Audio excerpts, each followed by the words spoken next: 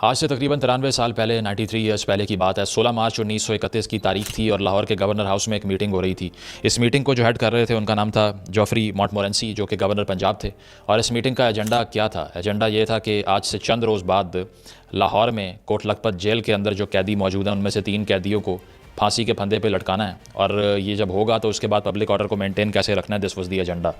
और वो 3 कैदी कौन थे? वो राजगुरु, सुखदेव और भगत सिंह थे, जो कि फ्रीडम फाइटर्स भी थे, जो आज तक सब कॉन्टिनेंट में वैसे तो सेलिब्रेट होने चाहिए, लेकिन अनफॉर्चुनेटली पाकिस्तान में लार्जली आवाम को इस बात का इल्म नहीं है कि जो कुर्बानियाँ उन लोगों ने दी उसके पीछे क्या फ़लसफ़ा था, क्या वजूहात थी और क्या सिग्निफिकेंस थी। हालांकि ये सब कुछ उस लाहौर में हो रहा है जो कि आज के पाकिस्तान का एक सबसे आम शहर है, जहाँ करोड़ों लोग रहते हैं। लेकिन अगर आप भी इस पॉइंट के ऊपर बाहर निकल के किसी से ये 3 नाम पूछ लें तो शायद ही एक आधा बंदा आपको सरप्राइज़ दे दे, उसका जवाब दे के बाकियों को इल्म भी नहीं होगा कि ये लोग कौन हैं। पहले भी मैंने इस पर बात की थी। उसकी वजह यह है कि जब 47 के बाद हमने जबरी तौर पर अपनी तारीख को डी लिंक किया हिंदुस्तान की तारीख से, जो कि पहले हज़ारों साल से एक खित्ते की तारीख थी, तो फिर उसके तमाम फ्रीडम फाइटर्स जो हैं उनको भी हमने इरेज कर दिया फोर्सफुली, और अपनी आइडियोलॉजी को उसकी जगह पे, अपने नज़रियात को उसकी जगह पे इंसर्ट कर दिया और इस तारीखी झूठ को फैलाना शुरू कर दिया कि दरअसल ये तमाम लोग जिन्होंने जानें दी थी इस सब कॉन्टिनेंट के लिए गोरे के ख़िलाफ़ लड़ते हुए, ये हमारे लिए नहीं कर रहे थे, ना ये कोई फ्रीडम स्ट्रगल थी और ना ये हीरोज़ थे, इसीलिए आज हमें इसका इल्म नहीं है। तो होता इस तरह से है कि जब इन तीनों अफराद को फांसी देने के लिए वैसे तो 24 मार्च की तारीख का तयन किया गया था, लेकिन चूँकि ख़बर फैल गई और इससे पहले हैरानकुन तौर पर 22 मार्च को एक तूफ़ान भी आया लाहौर में, तो उससे डील करने के लिए जो डिस्ट्रिक्ट जेल की मैनेजमेंट थी वो सोच रही थी कि किस तरह से इसको रात के अंधेरे में एग्जीक्यूट करें ताकि एक वायलेंस का ख़तरा ना पैदा हो और एजिटेशन ना हो, लोग सड़कों पर ना आएँ, एहतजाज ना हो। तो 23 मार्च की रात को तकरीबन 7 बजे के करीब ये फ़ैसला होता है कि इन तीनों कैदियों को सज़ाए मौत जो सुनाई गई थी उस पर अमल करना है और फांसी पे चढ़ाना है इनको। और जब बाहर लाया जाता है जेल खाने से निकाल के इनको मैदान की तरफ जहाँ पर फांसी घाट था, तो पहले तो चेहरे के ऊपर नकाब पहनने से ये तीनों इनकार कर देते हैं कि हमने नहीं पहनना, ताकि तासुरात जो हमारे चेहरे के ऊपर हैं या फिर जो हंसते हुए हम जा रहे हैं फांसी घाट की तरफ, ये लोगों को नज़र आएँ। और हमें किसी चीज़ की शर्मिंदगी नहीं है, इसीलिए हमने चेहरा नहीं छुपाना। इनफैक्ट भगत सिंह ने तो अपना जो मास्क था जो उसको पकड़ाया था वो उठा के उसने जो मजिस्ट्रेट था उसकी तरफ फेंक दिया और कहा कि ये मैं नहीं पहनूंगा। और जब इससे पहले ले जाने से पहले उससे पूछा गया कि तुम्हारी आखिरी विश क्या है, तो उसने ये कहा कि मेरी आखिरी विश ये है कि मैं एक किताब पढ़ रहा हूँ लेनिन के बारे में, रेमिनिसेंस ऑफ लेनिन, इसको मुझे मुकम्मल करने दें, इसके बाद मुझे फांसी दे दीजिएगा। इससे आपको अंदाज़ा होता है कि he was an unreal sort of a person, जिसके साथ जो होने जा रहा है उसकी कोई भी ज़रा सी सीरियसनेस उसके चेहरे पे दिखाई नहीं देती, ना वो इस चीज़ का एहसास करता दिखाई दे रहा है कि उसकी ज़िंदगी ख़त्म हो रही है। उसकी वजह यह है कि वो इतना ज़्यादा मोटिवेटेड है अपनी कॉज के साथ, इतना कमिटेड है कि उसको ये नहीं पता कि मैंने ज़िंदा अगर मैं ना रहा तो ये जो ख़तरा है मेरी जान को, ये मुझ पर हावी हो जाए, जो हर आम इंसान के ऊपर हो जाता है। थोड़ी सी किसी को धमकी मिल जाए या ज़रा सा किसी को जान का ख़तरा आ जाए तो लोगों की रात की नींद उड़ जाती है। लेकिन वो ऐसा इंसान था जो कह रहा था कि मैं किताब ख़त्म कर लूँ, उसके बाद फांसी लगा देना कोई मसला नहीं है मुझे। उसी सुबह जो आखिरी मुलाकात उसकी हुई थी सुबह 10 बजे, वो अपने लॉयर के साथ हुई, जिसने यह मशवरा दिया कि अब भी आपके पास वक्त है, आप या तो माफ़ी मांग लीजिए या फिर माफ़ी की दरख्वास्त दे दें। उसने कहा आप घर जाइए, मुझे ये तमाम क्लीमेंसी की रिक्वेस्ट नहीं डालनी। और उसके बाद जब ले जाया गया उनको फांसी घाट की तरफ, तो नारे यही लग रहे थे कि डाउन विद ब्रिटिश इंपीरियलिज्म, कि जो गोरे की इजारादारी और सालमियत और साम्राज्य है, हिंदुस्तान का रिसोर्सेज जो खा रहे हैं, जो उसको लूट रहे हैं, हम ये सब कुछ उसके ख़िलाफ़ कर रहे हैं। और हम 101% हमें यकीन है कि हमारी जो कुर्बानी है इसका नस्लों तक इसको याद रखा जाएगा। और ऐसे ही हुआ कि बिल्कुल बिला खौफ व ख़तर वो जाते हैं, उनको फांसी दी जाती है और उसके बाद एहतजाजों की एक लंबी तहरीक शुरू हो जाती है। तो आज हमने ये सोचा कि 23 मार्च की जो तारीख़ है इसकी सिग्निफिकेंस पाकिस्तान के आवाम को बताई जाए। उसकी वजह यह है कि ये अनफॉर्चुनेट मुल्क वो है जहाँ पे शादमान चौक, जहाँ पर फांसी लगाई गई, जिसके करीब ये फांसी दी गई भगत सिंह को, आज वहाँ पर रहने वालों से भी अगर आप पूछ लें कि ये कौन था, नहीं पता उनको। आज तक उस सड़क का नाम हम भगत सिंह चौक नहीं रख सके, क्योंकि हम उस कुर्बानी को रिकग्नाइज़ नहीं करना चाहते, क्योंकि हमारी रियासत भी यही चाहती है कि हम किसी ऐसे हीरो को हीरो तस्लीम ना करें जिसका ताल्लुक असल में हमारे फेथ से नहीं था। हालांकि मैंने पिछली वीडियो में भी एक्सप्लेन किया था कि उसके जो आइडियाज़ थे वो किसी भी मज़हब की तरफ इंक्लिनेशन रखते ही नहीं थे। तो पहले ज़रा आपको बैकग्राउंड बताते हैं कि इस फांसी की वजह क्या बनी, भगत सिंह की ज़ाती तहरीक की वजह क्या बनी, उसके नज़रियात क्या थे, क्या वो सिर्फ एक वायलेंट इंसान था जिसने हथियार उठा लिया और बम फेंक दिए पार्लियामान में, या फिर वो इंटेलेक्चुअली मोटिवेटेड था, या फिर वो किताबों के ज़ोर पे, नज़रियात के ज़ोर पे अपनी जान देने के लिए निकला था। तो ये सब देखने के लिए आपको ये पढ़ना पड़ेगा कि आया रेवोल्यूशन की एक सुपरफिशियलिटी को ही लोग डिस्कस कर लेते हैं, लेकिन जो नज़रियात उभारते हैं आपके दिल के अंदर, आपके जो जज्बात को उभारते हैं कि आप एक इनकलाबी बने, वो कैसे डेवलप होते हैं। और और कैसे इतनी यंग एज में एक आदमी अपनी ज़िंदगी की परवाह किए बगैर नेशनल कॉज के लिए जान देने पे आमादा हो जाता है। तो इस पर बात करते हैं कि भगत सिंह का जर्नी कहाँ से शुरू हुआ। भगत सिंह की अगर हम पर्टिकुलरली बात करें तो उसकी पैदाइश 1907 में लायलपुर में होती है, जो कि आज का फैसलाबाद है। और ये भी बहुत से लोगों को नहीं पता होगा कि बंगा, जिसका नाम है चक नंबर 105, वहाँ उसकी परवरिश हुई और आज भी उसका घर वहाँ पर मौजूद है। लेकिन ये भी ऑलमोस्ट अननोन फैक्ट है पाकिस्तानियों के लिए, बिकॉज वही बात है कि हिस्टोरिकल ऑनरशिप नहीं है इस चीज़ की। इसके बाद जिस तरह से हम देखते हैं कि उसकी फैमिली के अंदर भी फ्रीडम स्ट्रगल को लेकर काफ़ी एंथुसियाज़म पाया जाता था, लेकिन साथ साथ भगत सिंह के अंदर अपने काफ़ी अग्रेशन था ब्रिटिश गवर्नमेंट का जो कंट्रोल था हिंदुस्तान पर, क्योंकि ये नेचुरल चीज़ थी जो उसके अंदर बाद में फर्निश हुई। लेकिन ये पहले से मौजूद था कि जब उसने तसल्लुत देखा बरतानवी राज का, तो उसने हमेशा उस पर तनकीद की। जो किताबें बरतानवी साम्राज्य की तरफ से लाई जाती थी हिंदुस्तान के अंदर, उसको भी जला दिया करता था Bhagat, basically just as a protest. इसके साथ साथ ये कि बहुत से ऐसे पॉलिटिकल इवेंट्स भी थे जिसने भगत सिंह की जो थिंकिंग थी, जो आइडियोलॉजी थी, उसको शेप किया, गहरा असर डाला। क्योंकि कुछ नौजवान तो आपको पता है जिस तरह आजकल सोशल मीडिया के दौर के अंदर बहुत ज़्यादा डिस्ट्रैक्टेड और एपॉलिटिकल होते हैं, लेकिन भगत सिंह उनमें से बिल्कुल नहीं था। उसकी वजह यह है कि उस दौर के अंदर भी वो इंतहाई सेंसिटाइज था पॉलिटिकल अफेयर्स के बारे में, और इसके साथ साथ जो जो सियासी इवेंट्स हुआ करते थे हिंदुस्तान में, उसका एक गहरा इम्पैक्ट था भगत सिंह के दिमाग और उसकी सोच के ऊपर। और इसमें से जो पहला इवेंट था वो जलियांवाला बाग का जो मैसेकर था 1919 का, जिसको आज तक याद रखा जाता है, जिसमें एक एहतजाज के बाद फायर खोलने का हुक्म दिया गया। और बहुत से एस्टिमेट्स एग्जिस्ट करते हैं, लेकिन बताया यह जाता है कि 400 से 1500 के दरमियान लोगों को मार दिया गया था। अब इसका ऑफिशियल काउंट तो कोई एग्जिस्ट नहीं करता, लेकिन अगर हम इस पे एवरेज भी हम देखें तो तकरीबन 1000 लोगों की डेथ हुई थी जलियांवाला मैसेकर के अंदर, जिसने खासा जो है वो गुस्सा और एक प्रोटेस्ट के जज्बात क्रिएट किए भगत सिंह के अंदर। इसके साथ साथ ये कि जो अकाली प्रोटेस्टर्स के अगेंस्ट ननकाना साहब के अंदर एक क्रैकडाउन हुआ था 1921 में, उसमें भी खासा नुकसान हुआ, इसने भी डीपली अफेक्ट किया भगत सिंह को। लेकिन शुरू में अगर देखा जाए तो भगत सिंह के नज़रियात ऐसे नहीं थे कि वो पहले रोज़ से एक वायलेंट स्ट्रगल के पीछे चल पड़ा हो।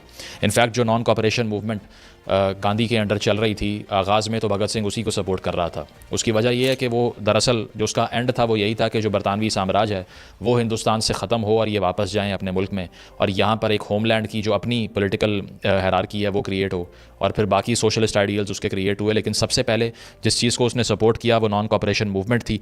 लेकिन जिस तरह से आपको मालूम है कि चौरी चौरा इंसिडेंट होता है 1922 में, और ये जो इंसिडेंट था इसमें तकरीबन 23 से 24 पुलिस वालों की जान जाती है और 3 से 4 प्रोटेस्टर्स जो है वो इसमें हलाक होते हैं।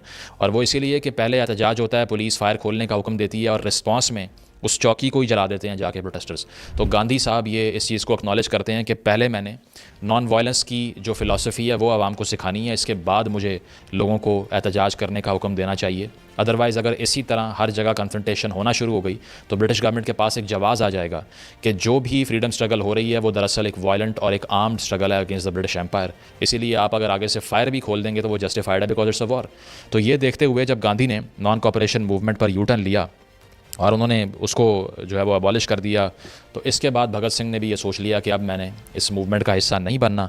और साथ साथ एक और जो पॉलिटिकल इवेंट था जिसने बहुत डीपली इम्पैक्ट किया भगत सिंह को, वो कुछ फ्रीडम फाइटर्स की हैंगिंग थी और उनकी एग्जीक्यूशन थी। क्योंकि जो ककोड़ी का इंसिडेंट था, इसके बारे में अगर आप पढ़ें तो 1925 में 9 अगस्त को एक ट्रेन लूटी जाती है HRA की तरफ से। अब HRA क्या था? ये हिंदुस्तान रिपब्लिकन एसोसिएशन थी। This was basically an organisation of these revolutionaries, जो कि ये चाह रहे थे कि ब्रिटिश गवर्नमेंट जो है वो यहाँ से चली जाए, और उसके लिए उन्होंने आर्म्ड स्ट्रगल भी करने का इरादा किया और बहुत से एक्शन ऐसे किए जिसने एजिटेशन क्रिएट की ब्रिटिश गवर्नमेंट के लिए। तो ये ट्रेन जब लूटी जाती है तो HRA, जिसको राम प्रसाद बिस्मिल और सचिंद्रा नाथ सन्याल लीड कर रहे थे, इनके खिलाफ मुकदमात बनते हैं और चंद्रशेखर आज़ाद भी इन मुकदमात का निशाना बनते हैं। तो इसके बाद में बिस्मिल को अरेस्ट किया जाता है 1925 अक्टूबर में, अशफाकुल्ला ख़ान को भी अरेस्ट किया जाता है 1926 में, और आज़ाद जो थे वो फिल वक्त उससे बच गए। लेकिन बाकियों को हमने देखा कि ये जो 4 लोग थे, जिसमें राम प्रसाद बिस्मिल हैं, अशफाकुल्ला ख़ान हैं और ठाकुर रोशन सिंह हैं, इसके अलावा नजेंद्र नाथ लाहिरी के नाम से एक और इंडिविजुअल थे इसमें, इन चारों को फांसी की सज़ा सुनाई जाती है और एग्जीक्यूट कर दिया जाता है। और ये सारा कुछ देखते हुए ककोड़ी इंसिडेंट जो था, इसने भी भगत सिंह की सोच को खासा शेप किया और जो उसका पैशन था वो इंक्रीज़ हुआ कि मैंने भी यही रास्ता इख्तियार करना है एजिटेशन का। क्योंकि अगर हम ये सोचें कि बरतानवी साम्राज्य से गुफ्तगू करते रहेंगे और वो यहाँ से चले जाएंगे तो ऐसा पॉसिबल नहीं होगा। इसीलिए यहाँ पर हम एक बड़ी डिवाइड देखते हैं गांधीयन थॉट में और भगत सिंह की सोच के अंदर, जो कि आगे चल के बहुत वाज़ेह हो जाती है। इसके साथ साथ जब 1928 के अंदर भगत सिंह के क्रेडिट पे ये चीज़ है कि जब इसी एचआरए को एक नया रास्ता मिलता है तो भगत सिंह इस एचआरए के अंदर एस का इजाफा करते हैं, और वो एस सोशलिज्म का था, यानी कि वो इसको बनाते हैं हिंदुस्तान सोशलिस्ट रिपब्लिकन एसोसिएशन। क्योंकि भगत सिंह सोशलिस्ट नज़रियात के हामिल एक शख्स थे। वो ये समझते थे कि दरअसल हिंदुस्तान का बुनियादी मसला वो ये है कि इम्पीरियलिज़म एक्सप्लॉइट करता है जो लोकल्स हैं उनको, जो किसान हैं या फिर जो अनाज उगाते हैं उनको कुछ नहीं मिलता, जो मज़दूर मेहनत करता है उसको कुछ नहीं मिलता। तो इसीलिए वो ये चाहते थे कि हिंदुस्तान के अंदर जिस तर्ज़ हुकूमत को अडॉप्ट किया जाए वो सोशलिज़म के नज़रियात पर मबनी हो। तो उन्होंने फिर HRA को HSRA बनाया, और इसके बाद जिस स्ट्रगल का आगाज़ हुआ उसी ने उन इवेंट्स तक पहुँचाया भगत सिंह को जिसका हमने शुरू में जिक्र किया। तो 1926 के अंदर भगत सिंह नौजवान भारत सभा की बुनियाद रखते हैं, और इसके बाद में 1928 में जैसे हमने पहले बताया कि HSRA वो बनाते हैं। तो लाला लाजपत राय के नाम से जो एक लीडर थे, सारा एंटी इंपीरियलिस्ट स्ट्रगल जो था जिनके अंडर चल रही थी, उनके ऊपर एक लाठी चार्ज होता है 1928 के अंदर, और उस लाठी चार्ज में जो इंजरीज़ उनको आती हैं उस इंजरीज़ के नतीजे में ही सकम्स टू हिज डेथ। और जिस ऑफिसर के हुक्म के ऊपर ये इंजरीज़ हुई थी उसका नाम जेम्स स्कॉट था, जो कि सुपरिटेंडेंट ऑफ द पुलिस था। तो भगत सिंह और उसके साथी ये फैसला करते हैं कि हमने मज़ीद अब जुल्म जो है वो चुप करके नहीं देखना, और ना हमने आगे से सिर्फ नॉन वायलेंस दिखानी है जब हम पर वायलेंस किया जा रहा है। तो लाला लाजपत राय की जो किलिंग थी उसको अवेंज करने का वो फ़ैसला करते हैं, बदला लेने का फ़ैसला करते हैं। लेकिन अनफॉर्चुनेटली मिस्टेकन आइडेंटिटी के बुनियाद के ऊपर जिस ऑफिसर को जाकर वो असैसिनेट करते हैं उसका नाम JP सॉन्डर्स था। हालांकि वो करना किसको चाह रहे थे? जेम्स स्कॉट को। इस सारी सूरत हाल के ऊपर इसको लाहौर कंस्पिरेसी केस भी कहा जाता है, आप पढ़ सकते हैं इस बारे में। और इसके बाद में भगत सिंह और उसके दीगर साथी जो हैं वो लाहौर से फ़रार हो जाते हैं और अपना हुलिया भी बदल लेते हैं ताकि उनका अरेस्ट ना हो सके फिलहाल। फिर हम ये देखते हैं कि भगत सिंह सिर्फ वहाँ से भागता नहीं है बल्कि दोबारा रीअपियर होता है, और वो रीअपियर होता है 8 अप्रैल 1929 को। और ये जो साइट है वो सेंट्रल असम्बली की है जिस पे बॉम्बिंग का केस बनता है। वो इसीलिए कि भगत सिंह और उनके एक साथी जिनका नाम बटुकेश्वर दत्त था वो बॉम्ब फेंकते हैं सेंट्रल असम्बली में दिल्ली के अंदर, और विजिटर्स गैलरी की तरफ से वो ये बम फेंकते हैं, और डेलिबरेटली वो एक ऐसी जगह पे ये बम गिराते हैं जहाँ पर कोई रश या हजूम नहीं होता मेंबर्स का, क्योंकि वो सिर्फ एक सिग्निफाई करने के लिए ये बताना चाह रहे थे, जिसको उनके अल्फाज में उन्होंने ये कहा कि we wanted to make the deaf hear, यानी कि जिनको आवाज़ नहीं आती, जो बहरे हो चुके हैं, हम उनको इस बम की गूंज सुनाना चाहते हैं, इसीलिए हमने ये फ़ैसला किया था। तो ये जो होता है इसके बाद वहाँ पर वो नारेबाजी करते हैं और वो ये कहते हैं कि down with imperialist endeavours of the British empire, साथ साथ वो इनकलाब जिंदाबाद के नारे लगाते हैं, और वहीं पे उनको अरेस्ट कर लिया जाता है, क्योंकि उनका मकसद ये नहीं था कि वो ये कार्रवाई करके भाग जाते या किसी को मारते, बल्कि मकसद ये था कि हिंदुस्तान के तमाम शहरियों को एक पैगाम पहुँचाया जाए कि ये जो रबर स्टैम्प नाम की असम्बलीज़ बनाई हुई हैं इनको वो तस्लीम नहीं करते, यहाँ जो कानून साजी होती है वो हिंदुस्तानियों के लिए नहीं होती, और ये जो सारा साम्राज्य का निज़ाम है जिसमें ब्यूरोक्रेट्स भी आ रहे थे, ICS यानी कि इंडियन सिविल सर्विस, जिसके बारे में कहा जाता है एनेक्डोटली, और उसे कहा यह जाता है कि it was neither Indian nor civil and neither a service. तो इसी तरह भगत सिंह ने ये स्टेटमेंट जो है वो फॉर्म की, ये बम गिरा के वहाँ पे, और अरेस्ट होते हैं वो उसके बाद में, क्योंकि वो फॉलो कर रहे थे एक एनार्किस्ट आइडियोलॉजी को भी। और बताया यह जाता है कि फ़्रांस के अंदर जो ऑगस्ट वेलियंट के नाम से एक फ़्रेंच एनार्किस्ट थे, उन्होंने भी यही तरीक़ाकार इख्तियार किया था पेरिस में, और इसको भगत सिंह ने हिंदुस्तान में रेप्लिकेट किया। तो ये ट्रायल इसके बाद में शुरू होता है, और ये ट्रायल भगत सिंह और उनके दोस्त दत्त के अगेंस्ट होता है, और JP सॉन्डर्स की जो किलिंग थी उसका चार्ज भी भगत सिंह पे लगता है। और इसके बाद वो मामलात वहाँ उस नहज पर पहुँचते हैं जिसका हमने शुरू में जिक्र किया, जो कि भगत सिंह की हैंगिंग में रिज़ल्ट करते हैं। ट्रायल का आगाज़ हो जाता है उनके अगेंस्ट, और जेल जाके सबसे पहले तो वो वहाँ पर हंगर स्ट्राइक कर देते हैं, क्योंकि वो कहते हैं कि हम सियासी कैदी हैं इसलिए हमसे बेहतर सलूक किया जाए। इसके बाद में हम ये देखते हैं कि जवाहरलाल नेहरू भी भगत सिंह से मिलने के लिए आते हैं और ख़ासा डिस्ट्रेस का इजहार करते हैं वो इन कैदियों की सूरत हाल देख के, क्योंकि हिस्टोरिकल रिकॉर्ड्स ये बताते हैं कि कई दिनों तक भगत सिंह और उनके साथियों की तरफ से भूख हड़ताल की जाती है। हालांकि ज़बरदस्ती उनको खाना खिलाने की कोशिश की जाती है ब्रिटिश अफसरान की तरफ से, लेकिन वो इसको रिजेक्ट करते हैं। 116 दिन तक इस भूख हड़ताल का आगाज़ जो है जो होता है 116 दिन तक वो जारी रहता है, और साथ साथ ये कि कांग्रेस लीडर्स भी आकर मिल रहे होते हैं, रिक्वेस्ट करते हैं कि इसको बंद कर दें, लेकिन वो नहीं करते। साथ साथ ये कि जो ट्रायल था इसका पूरे हिंदुस्तान के अंदर एक वर्ड फैलता है और लोग भी एहतजाज करते हैं इसके ऊपर, क्योंकि जब वो सुनते हैं कि एक ऐसा नौजवान जो कि अपनी अर्ली 20s के अंदर है, जिसने जाके इतनी करेजस एफर्ट की है और जिसने सबसे पहले तो एक लीडर का जो असैसिनेशन थी उसका बदला लिया, और दूसरी चीज़ ये कि असम्बली में जाके ये एफर्ट की कि बम फेंक कर आए और वहाँ पे इनकलाब जिंदाबाद के नारे बुलंद कर दिए। So he became a popular figure right there and then जब वो जेल में उसके ट्रायल का आगाज़ हो रहा था तो एजिटेशन पूरे मुल्क के अंदर बढ़ती जा रही थी, which was a cause of concern for the British government as well. साथ साथ ये कि उसके बाद ये फ़ैसला होता है कि अगर ये लोग ज़िंदा रहते हैं तो शायद सूरत हाल कंट्रोल से बाहर निकल जाए, इसीलिए रात के अंधेरे में इनको फांसी पे चढ़ा दिया जाए। तो अब भगत सिंह का जो इंटेलेक्चुअल जर्नी है उसकी बात करते हैं, क्योंकि जो तारीख है, किस तारीख को क्या हुआ, कौन से पॉलिटिकल इवेंट्स हुए, ये सबसे तो बहुत से लोग आप में से वाकिफ़ होंगे, लेकिन जो उसकी इंटेलेक्चुअल प्रोग्रेस थी वो डिस्कस नहीं की जाती। तो उसमें अगर हम देखते हैं तो उसका जो माइंड था ग्रेजुअली वो सिर्फ इंस्टीट्यूशनलाइज नहीं था, वो ऐसा नहीं था कि यूनिवर्सिटी जाने के बाद इंस्टीट्यूशनली उसको अपने आइडियाज़ को शेप करना सिखाया गया, बल्कि वो एक रीडर भी इतना एविड था, जिस तरह मैंने लास्ट वीडियो में भी डिस्कस किया कि एक तो जो उसकी आखिरी डेथ विश थी वो भी किताब के बारे में थी, और दूसरा ये कि जब उसको जेल में लाए गए तो सबसे पहले जो भूख हड़ताल की गई उसका पहला मुतालिबा ही ये था कि तमाम किताबें जितनी भी कैदी वहाँ पर मौजूद हैं उनको बगैर रिस्ट्रिक्शन के अवेलेबल होनी चाहिए, और दूसरा मुतालिबा ये था कि कम से कम एक कागज़ यानी कि जिस पर एक कैदी लिख सके अपने आइडियाज़ या किताब से जो वो गैदर करे, ये रोज़ाना की बुनियाद पे उसको अवेलेबल होना चाहिए। इससे आप प्रायोरिटी देखें एक ऐसे इंसान की जो कि पॉलिटिकल प्रिजनर है, वो पहले दो मुतालिबात ही वो करता है जो किताब और लिखने से और सोचने से मुतल्लिक हैं, जो कि काफ़ी इंस्पिरेशनल हैं आजकल की यूथ के लिए, जिनका शायद बुक रीडिंग से कोई ख़ास लगाव बचा नहीं है। तो भगत सिंह के हवाले से जो एक किताब है why I am an atheist, ये बहुत कोट की जाती है। ये पोस्ट्यूमसली पब्लिश हुई थी 1931 में, 2 से 3 महीने के बाद उसकी हैंगिंग के।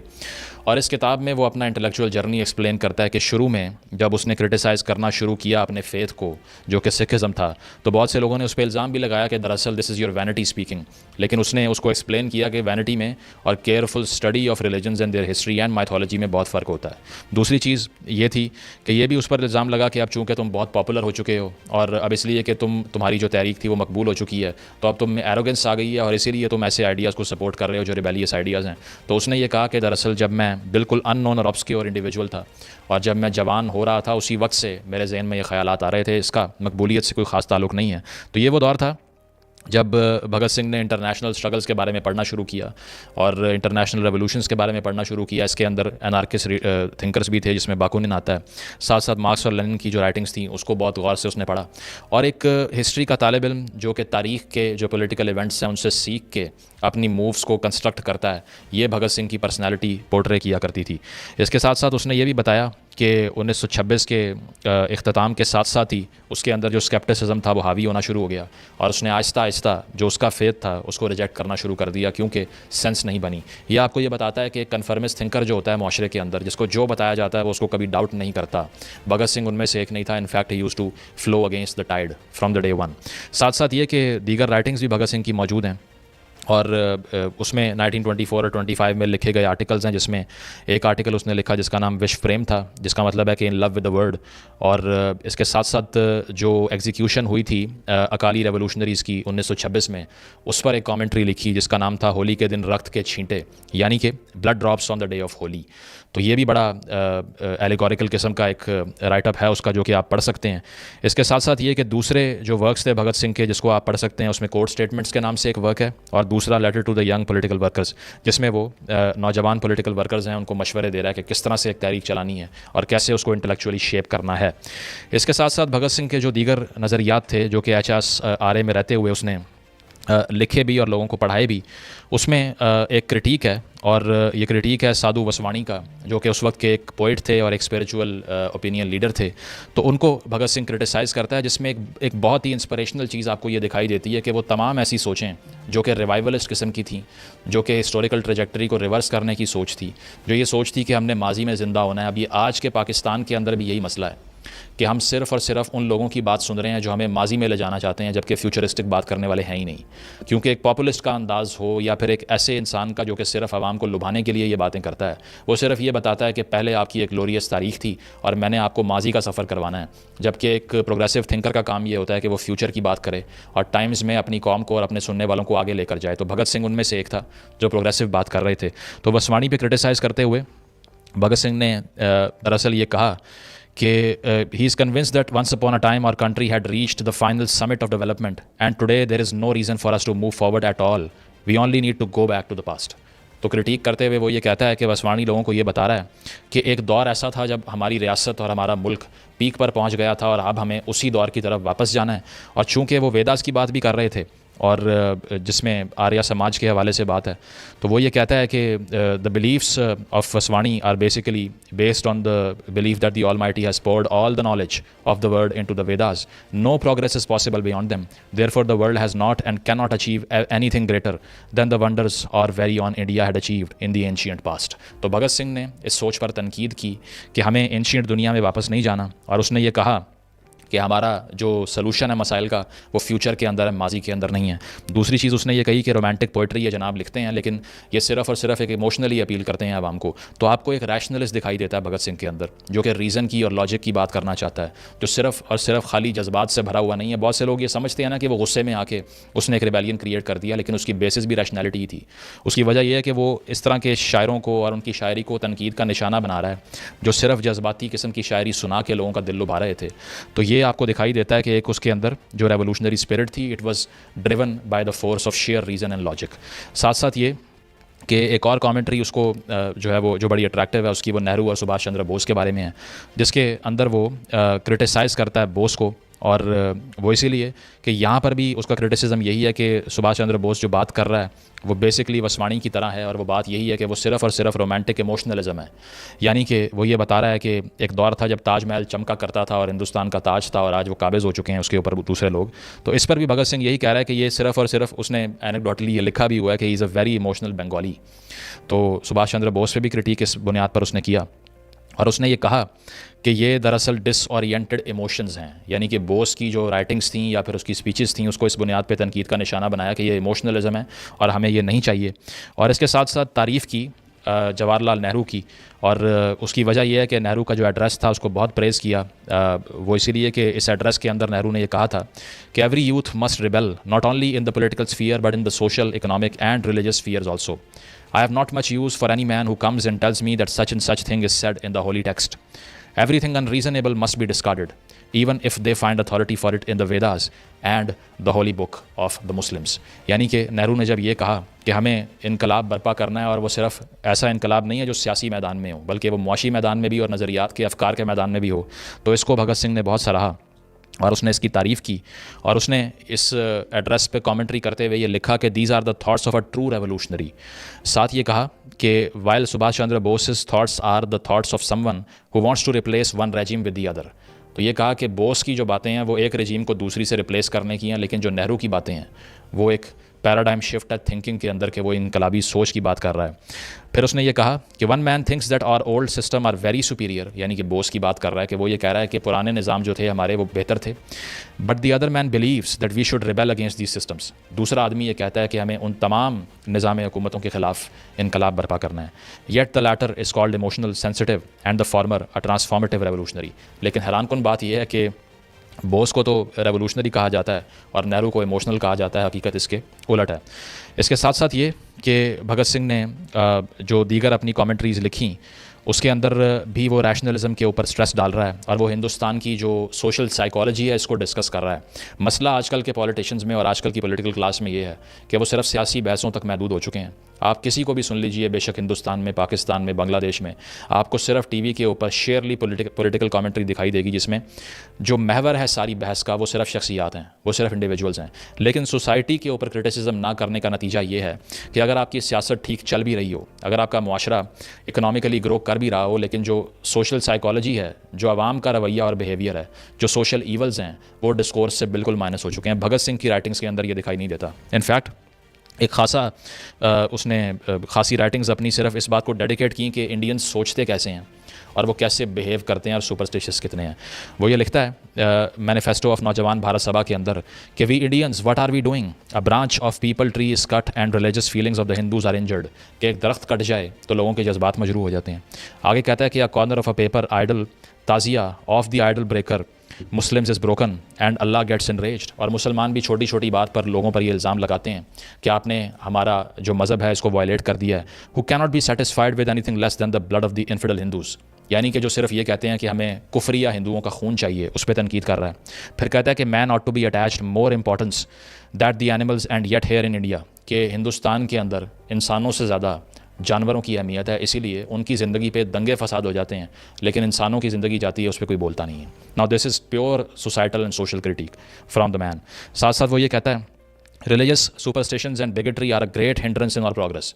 यानी कि जो सुपरस्टिशंस का हम शिकार हो चुके हैं, जो हम रीज़न और लॉजिक का इस्तेमाल नहीं करते, जो अपनी डिसीजन मेकिंग के अंदर, अपनी ज़िंदगी के अंदर मंतिक और दलील को फॉलो नहीं करते, ये हमारी तबाही की बुनियादी वजह हैं। आज 2024 के अंदर भी एक्सप्लेनेशन यही है जो वो 1927 के अंदर कह रहा था। अलमिया देखिए आप, साथ साथ वो कहता है कि they have proved an obstacle in our way and we must do away with them, कि इसने हमारे रास्ते में एक बाढ़ खड़ी कर रखी है, इस सुपरस्टिशन ने, और इसको हटाए बगैर आप सोच नहीं सकते कि हम तरक्की कर सकते हैं। कहता है कि the thing that can not bear free thought must perish. Now this is a purely philosophical commentary, कि कोई भी ऐसी चीज़ जो कि आज़ाद सोच को बर्दाश्त नहीं कर सकती, उसको बर्बाद हो जाना चाहिए। Now this is extremely profound. इसके बाद में वो कहता है कि there are many other such weaknesses which we are to overcome, the conservativeness and the orthodoxy of the Hindus and the Muslims. तो वो ये कहता है इसके बाद में कि young man with revolutionary zeal from all the communities are required to the task. तो वो ये कहता है कि मुसलमान में और हिंदू में बट के एक दूसरे से फेथ की बुनियाद पे, सुपरस्टिशन की बुनियाद पे नफ़रत करने ने हमें बर्बाद कर दिया है। तमाम नौजवानों का काम यह है कि वो कम्युनिटीज़ को भूल के, आइडेंटिटीज़ को भूल के एक हिंदुस्तानी बन के रेवोल्यूशनरी स्ट्रगल करें।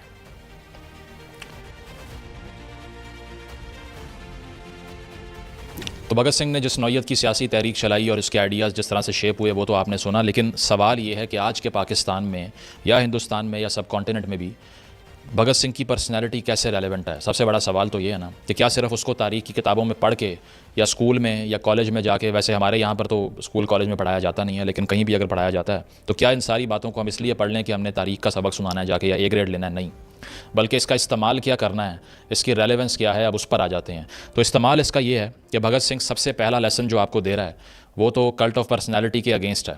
उसकी वजह यह है कि वो अपने इसी ऐसे के अंदर, why I am an atheist के अंदर वो कहता है कि you go against popular feelings, you criticise a hero, a great man who is generally believe to be above criticism.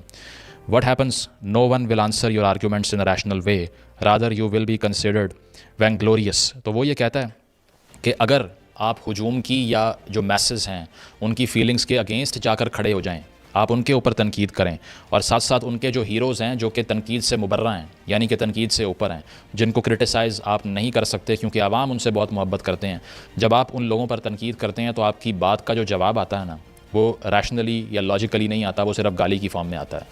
इसके आगे वो क्या कह रहा है? वो कहता है कि merciless criticism and independent thinking are the two necessary traits of revolutionary thinking. Now this is my favourite quote from anything that Bhagat Singh has written. उसकी वजह यह है कि वो ये कहता है कि बेरहमाना किस्म की तनकीद की जाए तमाम अथॉरिटीज़ के ऊपर। किसी अथॉरिटी को सर पे बिठाने का मकसद ये है कि आप उसके ऑपरेशन में ज़िंदा हैं, तो आपका काम एज एन इंडिपेंडेंट थिंकर ये होना चाहिए कि बेरहमी से तनकीद करें। और दूसरा इंडिपेंडेंट थिंकिंग, और दूसरा जो बिल्डिंग ब्लॉक है रेवोल्यूशनरी सोच का, इनकलाबी सोच का, वो ये है कि आप आज़ाद सोचें। मुआशरा जो आपको बता रहा है कि आपने सिर्फ ये सोचना है और आपका ये पैराडाइम है, आपका ये एम्बिट है, इससे बाहर नहीं जाना, इससे बाहर निकल के ही आज़ाद सोच आ सकती है। तो वो कहता है कि कोई इनकलाबी पैदा हो ही नहीं सकता अगर वो मर्सीलेसली क्रिटिसाइज़ ना करे अथॉरिटी को, नंबर एक। नंबर दो, आज़ाद ना सोचे। अब मसला ये है कि आजकल हमारे इस सब कॉन्टिनेंट रीजन के अंदर बहुत से ऐसे इनकलाबी पैदा हो गए हैं जो कि वही कन्फर्मिस्ट हैं, जो आवाम सुनना चाह रही है वही बात कर रही है, और जो आवाम देखना चाह रही है वही बोलते हैं, जो आवाम के जज्बात होते हैं उसी को स्टेयर अप करते हैं, लेकिन कहलाते इनकलाबी हैं। तो भगत सिंह कह रहा है कि इनकलाबी तो वो होता ही नहीं है जो मैस के साथ खड़ा हो, बल्कि वो ये कहता है कि मैस जिसको हीरो मानती है और समझती है कि हमारे इस महात्मा के ऊपर तनकीद ना की जाए, वो गांधी के ऊपर तनकीद भी कर रहा है। वो ये कहता है कि as Mahatma ji is great, he is above criticism as he has risen above all that he says in the field of politics, religion, ethics is right. You agree or not, it is binding upon you to take it as truth. That is not constructive thinking. We do not take a leap forward, we go many steps back. This is very very relevant in this particular year. उसकी वजह यह है कि इस सब continent के अंदर आज बहुत सी ऐसी शख्सियात मौजूद हैं जिनके मुंह से जो निकल जाए आवाम आगे से कहते हैं कि ये सच के अलावा कुछ नहीं है। भगत सिंह ये कहता है कि महात्मा जी भी बहुत अजीम बन चुके हैं, अब जो वो बोलते हैं चाहे वो एथिकली हो, पॉलिटिकली हो, सोशली हो, वही सच है, लेकिन मैं इस सोच को नहीं मानता। उसकी वजह यह है कि इसका मतलब ये है कि मैं बहुत से कदम तारीख में पीछे जा रहा हूँ, आगे नहीं, क्योंकि आगे सिर्फ वो जाता है जो कि रेवोल्यूशनरी और इंडिपेंडेंट थाट रखता है। तो आज के पाकिस्तान के अंदर, आज के सब कॉन्टिनेंट के अंदर भगत सिंह से लेसन लेने के लिए सबसे अहम बात यह है कि वही दो बिल्डिंग ब्लॉक्स जो वो बता रहा है, जिसमें इंडिपेंडेंट थिंकिंग और मर्सीलेस क्रिटिसिज्म है, इसको अगर आप अडॉप्ट करेंगे, और तीसरी चीज़ ये कि जो पढ़ने का उसका शौक़ और क्यूरियोसिटी थी और जिस रफ्तार से और जिस क्यूरियोसिटी से वो इंक्वायर करता था, यही वो चीज़ें हैं जो आज भी आपको उसी तरह सोचने पे मजबूर कर सकती हैं। तो बहुत से लोग आकर हमें बताते हैं और सवाल भी करते हैं कि आपकी गुफ्तगू में सिर्फ तनकीद दिखाई देती है, आप सलूशन ओरिएंटेड बात नहीं करते, आप सिर्फ और सिर्फ तनकीद कर कर के लोगों को डिप्रेस कर देते हैं। तो यहाँ पर इस तरह की किताबें पढ़ने से आपको समझ आती है कि तनकीद के बगैर मुआशरा डेवलप हो ही नहीं सकता।